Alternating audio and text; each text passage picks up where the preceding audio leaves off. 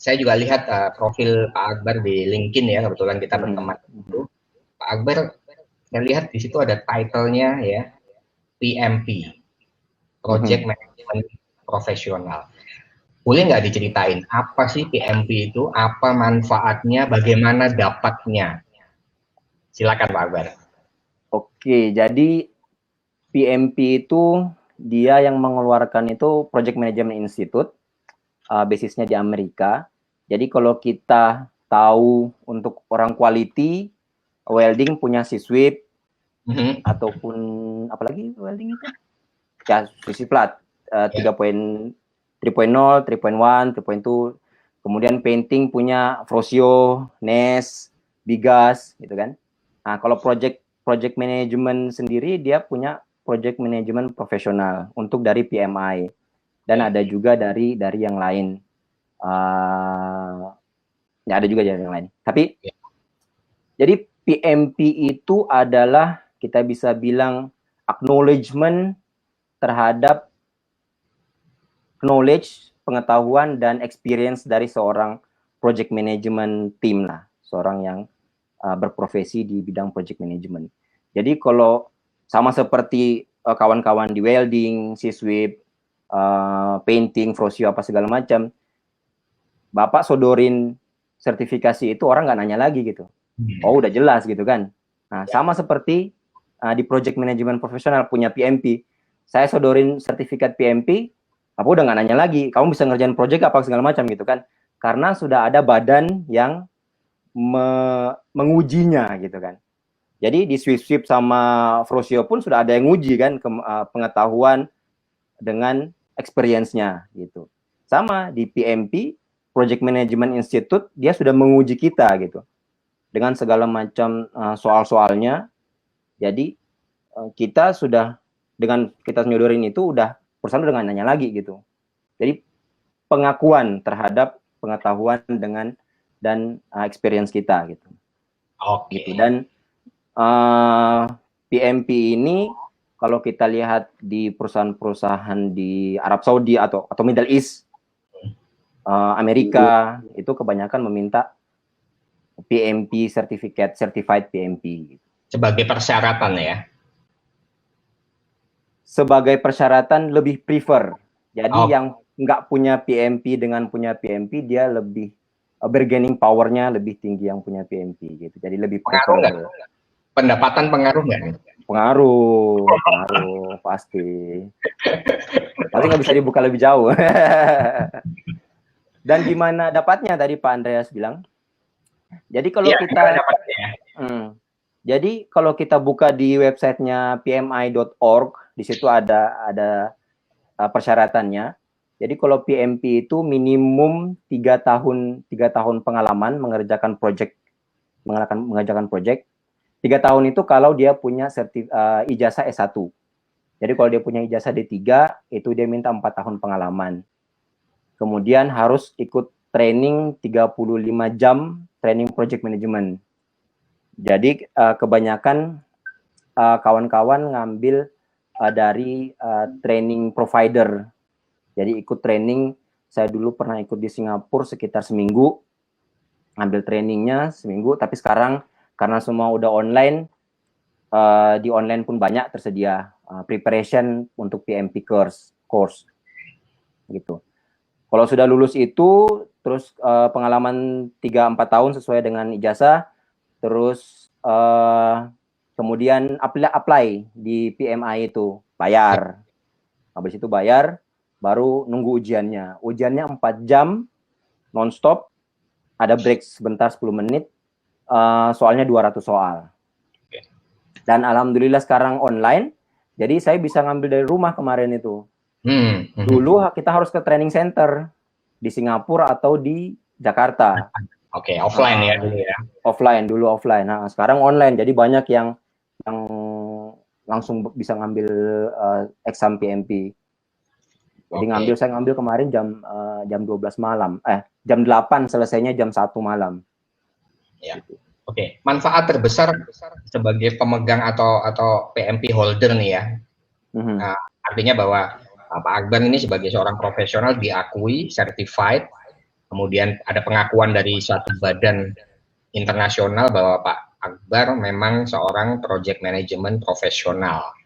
Ya, artinya bahwa apa manfaat terbesar bagi Pak Akbar setelah mendapatkan pengakuan ini? Jadi di PMI itu saya kan join juga sebagai member di PMI. Dan manfaatnya banyak sekali di situ. Jadi kalau kita join ke PMI, kita bisa ikut kursus webinar di websitenya PMI itu gratis. Kapanpun kita mau, tinggal klik topik apa yang kita mau, tinggal klik. Ya.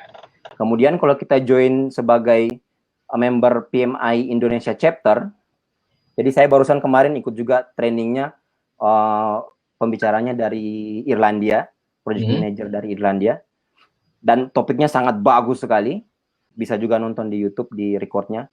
Jadi saya bisa dapat training tiap 2 minggu sekali gitu, gratis.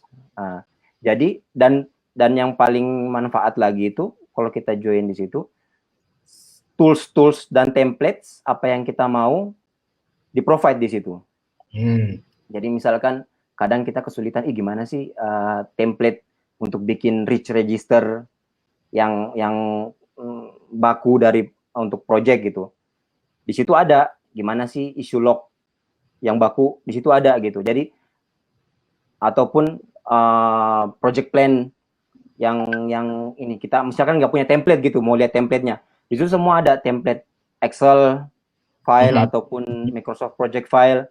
Jadi kita tinggal download, ngambil. Itu dari segi benefitnya inilah ya. Dan dari segi knowledge-nya, begitu saya dapat PMP itu, jadi pada saat saya belajar untuk ngambil PMP itu, di situ dijelaskan teknik-teknik untuk di project, untuk handle project gitu.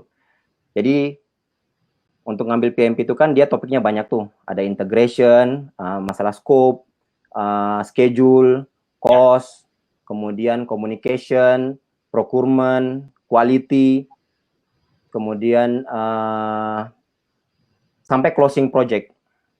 Jadi dari semua topik itu kita pelajari satu-satu gitu. Kalau di posisi seperti ini, ada isu seperti ini, apa yang harus dilakukan oleh seorang project manager?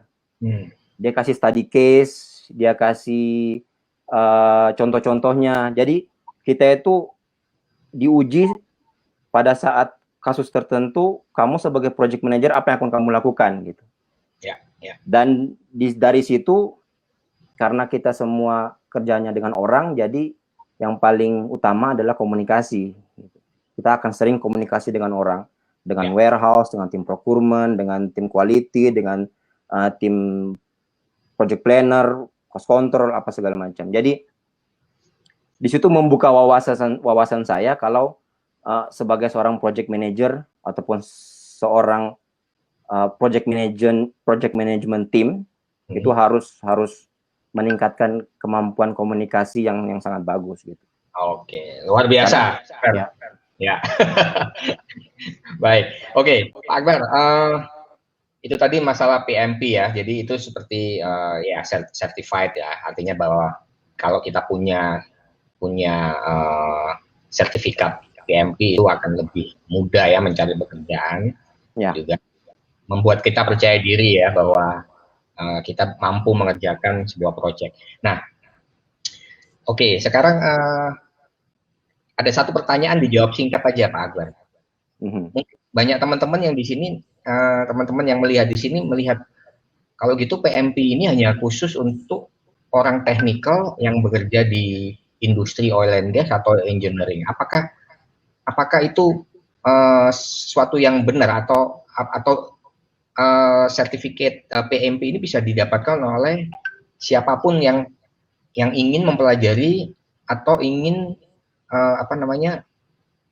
bekerja atau bukan kerja ya, berada di sebuah industri yang memang memanage sebuah proyek. Karena proyek bukan hanya masalah teknikal ya. Proyek ini lebih banyak ke depan ini proyek akan menjadi sebuah profesi yang sangat luar biasa kan. Nah, artinya apakah gelar PMP ini melulu orang-orang yang bekerja di bidang industri oil and gas. Boleh nggak dikasih singkat saja? Kalau PMP ini nggak terikat ke industri. Oke. Jadi PMP ini siapa yang pernah mengerjakan project, yang pernah ikut ke project, industrinya dari mana aja. Jadi project itu kan sebuah kegiatan yang ada start, ada finish, dan ada proses di dalamnya gitu. Jadi ada untuk yang mengerjakan kerjaan sipil, project sipil, ada yang IT project gitu. Adapun mungkin healthcare, project di bidang healthcare. Jadi project management institute itu tidak mengkhususkan untuk oil and gas. Justru banyak yang project IT project, civil project, semua. Ya. Selama itu dalam kategori project ya. Dan siapa yang bisa ngambil PMP? Bukan hanya orang yang berposisi project engineer ataupun project planner ataupun di project control, tapi engineering juga, karena di dalam yang saya bilang tadi, di dalam pembahasan topik untuk preparation course untuk PMP itu ada mulai dari scope sampai procurement sampai quality sampai resources. Jadi orang HR pun bisa tahu, juga ya, bisa juga gitu, karena dia kerjain di project gitu, dia menghandle masalah human resources gitu. Quality dia juga bisa ngambil PMP karena dia ikut terlibat dalam project di bidang quality gitu. Dan kemudian orang procurement juga bisa ngambil PMP karena dia terlibat di. Jadi PMP itu bukan hanya untuk project engineer aja, bukan untuk project manager aja gitu, tapi knowledge tentang project itu sendiri gitu. Dan namanya project itu dari awal sampai akhir, sebelum kita keluar PO pun itu pun ada ilmu yang ada yang dibahas di situ juga, masalah inisiasi gitu. Seperti itu. Luar biasa ini. Luas sekali gitu. Ya, luar biasa Pak Akbar. Bisa ini ambil. Ini jadi membuka mindset kita untuk mengenal mengenal sebuah profesi ya, meskipun kan kadang orang kan melihatnya kan, aduh kerjaanmu itu susah gitu kan. Namun sebenarnya masalah mindset aja sebenarnya ya. Dan saya setuju Pak Akbar bahwa PMP ini bukan hanya dimonopoli oleh orang-orang yang ada di engineering technical ya. Namun saya pernah punya teman, dia seorang IT manager di sebuah perbankan, dan dia mengambil PMP karena saat ini industri perbankan ini sangat related dengan IT, dan mereka punya project-project yang skalanya kecil, menengah, dan besar ya, dan mereka membutuhkan seorang engineer, seorang quality control, seorang project manager yang mengerti tentang project management. Seperti itu ya. Jadi ya ini buat teman-teman yang lain juga, luar biasa ini pembahasannya. Terima kasih semuanya, saya akhiri live chat Facebook ini, dan terima kasih, selamat malam.